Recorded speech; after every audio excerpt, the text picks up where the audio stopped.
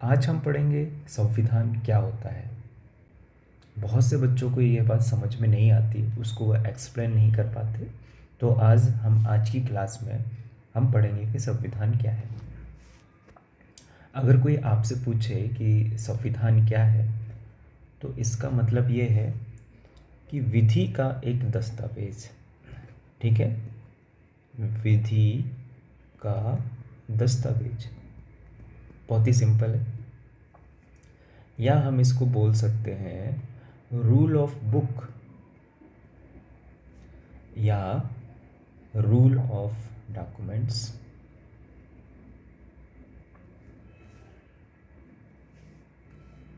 Rule of documents, rule of book, है ना।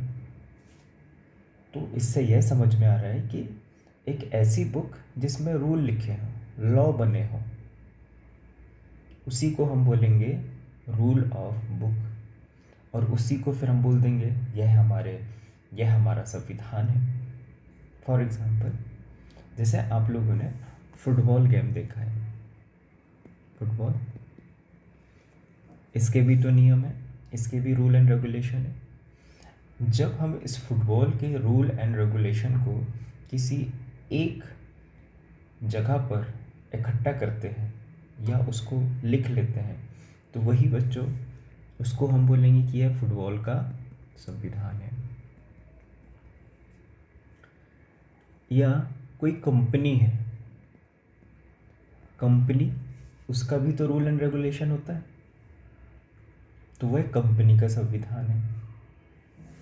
बहुत सारी पार्टीज हैं, जैसे बीजेपी,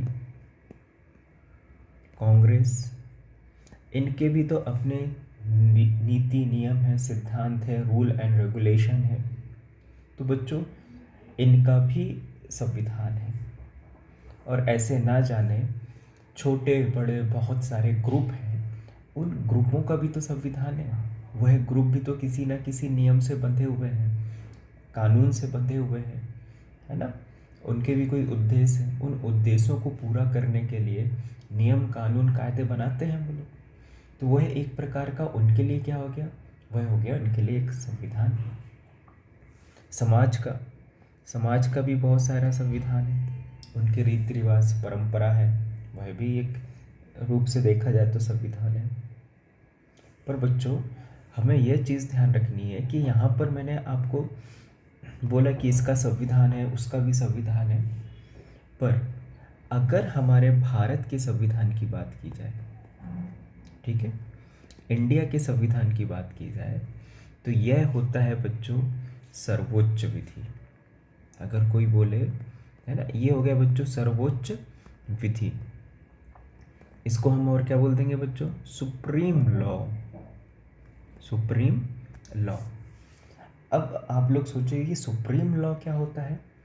तो हमारा जो भारत का संविधान है, भारत के शासन प्रशासन, भारत देश को एक सही दिशा में ले जाने के लिए जो संविधान बनाया गया है, वह संविधान बच्चों सुप्रीम है। अब सुप्रीम क्यों है, क्योंकि मैंने आपको बताया कि यहाँ पे फुटबॉल के नियम है, उसका भी संविधान है। एक कंपनी है, कंपनी के भी एक नियम कानून है, वो उसका संविधान है। ठीक है, जब ये संविधान जो है, ये संविधान या इनके जो बीजेपी कांग्रेस के जो नियम है, कंपनी है, समाज है, ये संविधान या इनके रूल एंड रेगुलेशन जब इस संविधान से टकराते हैं, भारत के संविधान से, ठीक है, तो जीत हमेशा इस संविधान की होती है। तो इसका मतलब क्या है, और जीत हमेशा इसी की होती है। आप लोगों ने सुना होगा, संविधान से जो टकराएगा चूर चूर हो जाएगा। ठीक वैसे ही बच्चों, सर्वोच्च विधि से कोई भी टकराता है तो जीत हमेशा सर्वोच्च विधि की होती है, सुप्रीम लॉ, इसलिए तो उसे हम सुप्रीम लॉ कहते हैं। ठीक है, तो इससे आप समझिए कि हमारा भारतीय संविधान से कोई भी नियम कानून कायदे अगर टकराते हैं तो जीत हमेशा हमारे भारतीय संविधान की होगी, उसमें लिखी गई जो बातें हैं उसकी जीत होगी। इसीलिए बच्चों, हमारे देश में ना जाने कितने समाज, रीति रिवाज, परंपरा, संस्कृति, धर्म के लोग रहते हैं, उनके भी नियम है, मतलब वो भी अपने आप में उनका एक संविधान है। पर जब उन सब का टकराव हमारे भारतीय संविधान से होता है तो बच्चों जीत हमेशा हमेशा भारतीय संविधान की होती है। इसीलिए बच्चों हम हमारे संविधान को सुप्रीम लॉ कहते हैं। मैं उम्मीद करता हूँ आपको यह चीज़ बहुत अच्छे से समझ में आ गई होगी। अब आप लोगों का मन कर रहा होगा ये सर सर्वोच्च लॉ में क्या आता है, सुप्रीम विधि में क्या क्या आता है? क्योंकि मैंने बोल दिया कि हमारा जो भारतीय संविधान है वो सुप्रीम है, सर्वोच्च है ना। इसी विधि के नीचे सब आते हैं, ठीक है। ये सर्वोच्च विधि है। अब इस विधि के नीचे और जितनी भी विधि हैं वो सब आएंगे, कानून सब इसी के नीचे आएंगे। इससे ऊपर कोई नहीं जा सकता, ना इसके बराबर में कोई नहीं आ सकता है, ठीक है। इसके नीचे ही सब कुछ रहेगा। अब सर्वोच्च विधि में क्या क्या आता है? अब आप लोग सोचोगे कि सर सर्वोच्च विधि में क्या है, सुप्रीम लॉ में क्या है? तो मैं आपको बता देता हूँ। सुप्रीम लॉ की अगर जब हम बात करते हैं तो हमें संविधान को देखना होगा, हमारे भारतीय संविधान को। उस संविधान में आपने देखा होगा कि अनुच्छेद आते हैं, आर्टिकल्स आते हैं 101 से लेके 395 तक, ठीक है।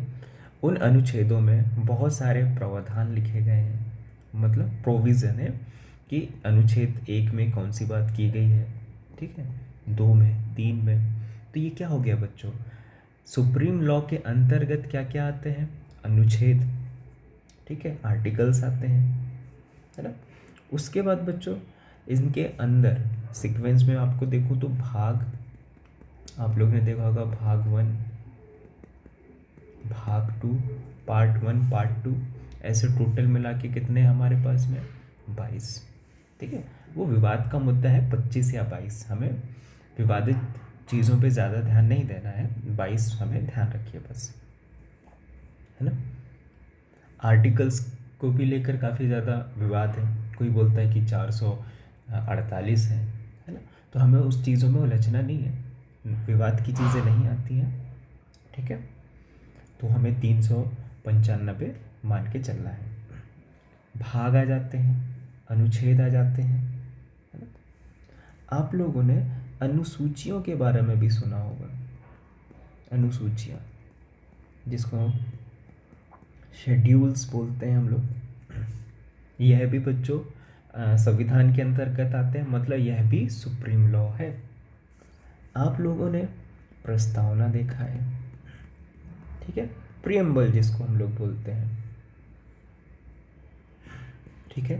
तो यह भी बच्चों संविधान के अंतर्गत आते हैं, मतलब यह भी सुप्रीम लॉ है। तो मैंने आपको बता दिया कि क्या क्या होते हैं सुप्रीम लॉ के अंतर्गत। भाग, ठीक है, भाग के अंदर अनुसूचियाँ सॉरी आर्टिकल्स होते हैं, है ना। और संविधान के अंदर अनुसूचियाँ होती हैं और प्रस्तावना होता है। यह सब मिलकर बच्चों क्या बन जाते हैं, सुप्रीम लॉ, और इसी को हम संविधान कहते हैं, ठीक है। मैं उम्मीद करता हूँ आपको यह चीज़ क्लियर समझ में आ गई होगी कि संविधान क्या है। संविधान का मतलब सुप्रीम लॉ है, यह भारत क्षेत्र में लागू होता है। भारत क्षेत्र से बाहर हमारा संविधान लागू नहीं होगा। हम चाहें कि नेपाल में हमारा संविधान लागू हो जाए, बिल्कुल नहीं। ये सिर्फ और सिर्फ इंडियन कॉन्स्टिट्यूशन इंडिया के लिए बना हुआ है, ठीक है। तो मैं उम्मीद करता हूँ आपको यह समझ में आ गया होगा कि संविधान क्या है, संविधान को हम सुप्रीम लॉ क्यों बोलते हैं, और इस सुप्रीम लॉ में क्या क्या आता है, यह भी आपको समझ में आ गया होगा। Thank you.